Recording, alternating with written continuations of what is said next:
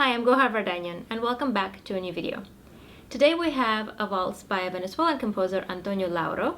I'm sure a lot of you are very familiar with his music. This waltz is Angostura. So this is going to be the lesson part of the video, and if you're interested in watching the performance, you can click in the info box or in the description box to watch the full performance. Now, to learn this piece, the first thing that you're going to do after learning the notes is to recognize which notes belong to the melody and which notes belong to the accompaniment. Now, that seems pretty obvious, and looking at the music, it can be very obvious if you know what you're looking for. But in terms of playing, it's tricky because those melody notes are really integrated into something as simple as an arpeggio. For us guitarists, we're just going across strings. So, for example, after this opening here, going PIMA in my right hand, and if I'm not aware that two of those notes are part of the melody and the other two are part of the accompaniment, I'll just go through and I'll play an arpeggio and not really care. But that's not going to be us. So just go through, find the notes that are part of the melody, play them on their own to get the music in your ear. So in this case, this is the pickup. You can choose to play it or not, but the melody here.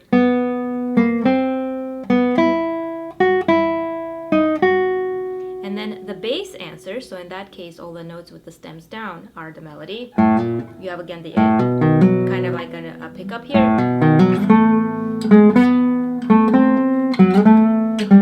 And then the rest of it is that. So if I'm going to include this, I'm going to also include this.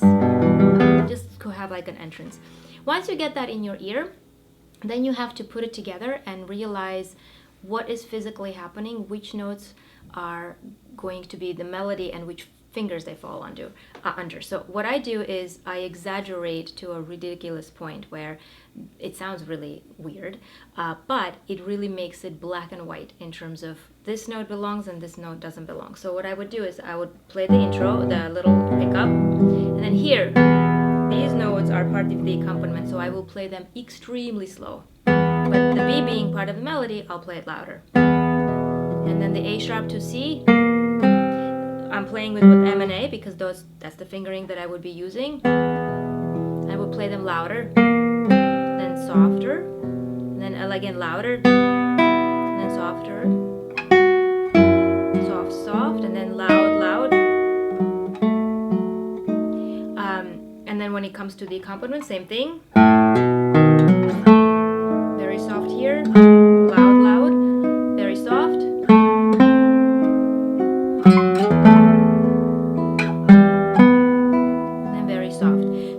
Playing it in order to identify what finger is doing what, but you're doing it so different that if you accidentally played a note that's part of the accompaniment a little loud because you just got all tangled up in your fingerings, it would just sound weird that note popped out. So that teaches you which notes in the arpeggio to bring out. So you do that a few times, and then of course we need to tame it down. We're not going to play it at that ridiculous difference in volume. So here,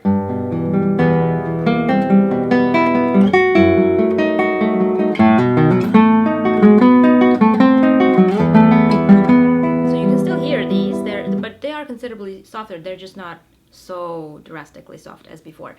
That way you get a feel for what it's going to feel like to bring those notes out in your right hand, because it's the right hand that does all of the volume control. Now for the bass melody, I find it a lot easier to just play it rest stroke and call it a day from here. First, I find that I like that rest stroke sound. It's a lot fuller, it's deeper, it kind of sounds like a cello, and it makes it effortless in terms of bringing out volume. So I would encourage you to learn to play rest stroke with the thumb when needed. Here, all of these notes that are in the bass, I'm playing all with rest stroke. And then this is part of the melody, and that's why this B is closed while the other B's are open, because this B is part of the melody and the other B's aren't. And then you have this again.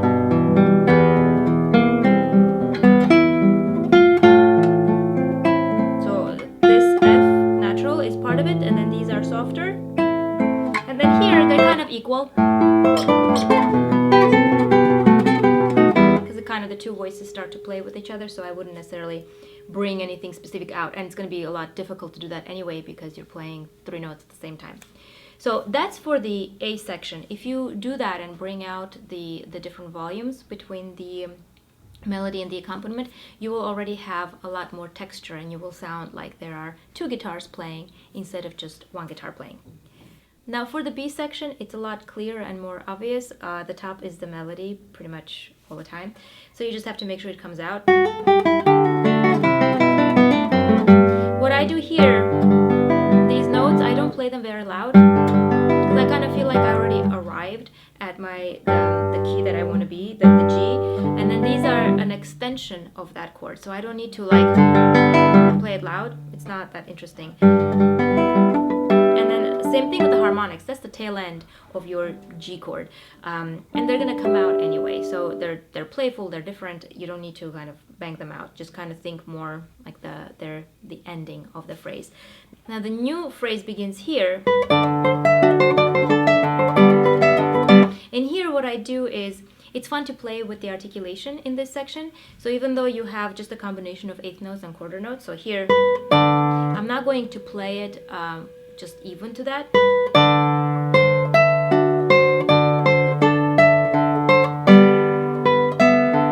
I'm not going to hold these for the quarter note that they are. I'm actually going to cut them short. But the E, I will specifically hold longer, even though that's the more difficult thing to do, because you want this to ring while you play this on the third beat. That way you feel that weight, that kind of the syncopated part, that this is off beat and it's ringing over a beat. So even though that's the more difficult stretch, that's the note you want to hold. Well, this is not that hard, but you're going to cut it on purpose so that it's more like just the downbeat and the arrival point. So that kind of gives you an idea that technically you should be able to play it exactly as is when you first learn it. So if it's a quarter note, you hold it for the quarter note, just to learn the physical demands of what you're playing. And later, whatever articulation you do, like any kind of staccatos or whatever, that should be your choice and not your fingering's choice. Like, oh, it was hard to hold, so I cut it off. That's kind of cheating. You know, make sure that you can play everything legato as your default setting, and then you cut notes off when you need to make sure that, you know, it fits the musical ideas that you have. And then we have another kind of more legato section. So after this playful thing, you have another. Now here, this is exactly the same kind of idea as you had in the A section. So, sorry, what I'm doing. Those are the notes that you need to look out for. So this. So, and then the other two that you're playing here, those are softer. So.